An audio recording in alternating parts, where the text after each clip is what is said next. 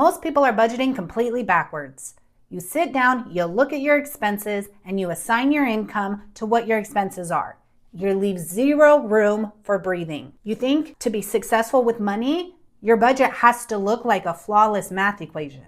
Then week 2 hits. You run out of toilet paper and trash bags at the same time. Your kid comes home with a flyer for a party coming up, and you have to come up with a $20 gift by Friday. It is that easy for your perfect system to collapse. So what happens next? You feel defeated. You throw your hands up. You say, maybe I'll try again next month. But maybe you won't.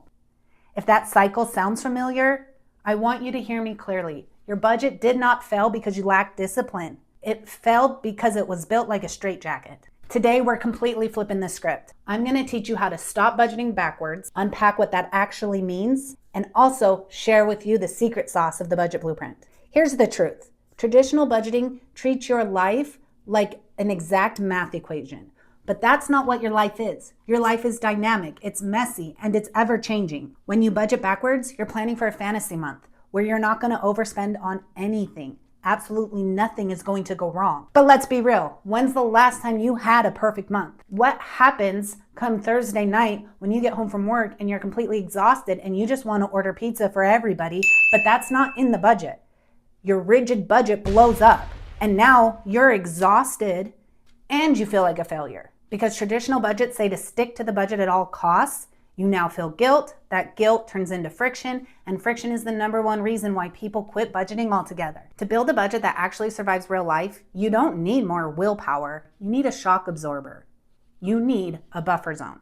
The buffer zone is the ultimate secret sauce of the budget blueprint. It is a built-in margin of error. It is what prevents you from swiping your credit card. It accepts that you will overspend somewhere, and it plans for it. Now, you can set this up one of 2 ways in your home, depending on how your brain works. The first way is to take an actual budget line and call it the buffer zone. Every single month, you take $50 to $100 out of your paycheck and you put it in this line. That money's going to sit there. It's going to sit in your checking account. It does not have a job. Then when you need to use the buffer zone, you have that there. If your electricity bill is $20 more than you expected, or your kids have a school project, you have the money in your buffer zone. You don't need to stress. It's clean, it's visible, it works beautifully. Now, to be totally transparent with you, option A is not my favorite. Personally, I feel like when you have a line item there labeled the buffer and it has cash in it with no assigned job, I feel like it can give you permission to splurge on things that you don't need to be splurging on. It feels a little too much like free money. Whereas option B, it gives that money an actual tangible goal. It makes it harder for you to splurge because you know exactly what you're sacrificing to cover that overspending. So this is the option that I use in our household. I use what I call padded categories. So instead of one line item that says buffer money, I hide my buffer money inside everyday categories. For example, in my budget, I have 2 lines. 1 for video games for the kids and 2 for clothing. The video games for the kids gets $50 a month and the clothing gets $100. I don't spend $50 a month on video games for my kids. I also don't usually spend $100 a month on clothing. But let's say one month I do go shopping and I spend $100. Great, fine, it was financially prepared for. Or let's say I go to the grocery store and I'm $40 over budget. Now I'm gonna go look at my clothing line, I'm gonna look at the video game line, and I'm gonna see where do I have money to cover the fact that my family needed extra groceries and I didn't have funds for that. But because they're hidden in lines like clothing, where I know eventually I am going to want to buy clothes, or video games where I know eventually I'm going to be asked for a video game, it does make me think twice before I pull money from there. If I need it for groceries, of course I'm going to take it.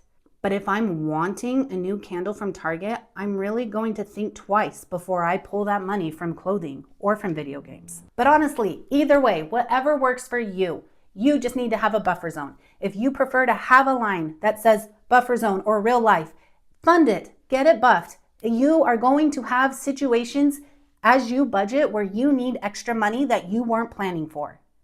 Or if you want to hide it in other categories like I do, great, that works too.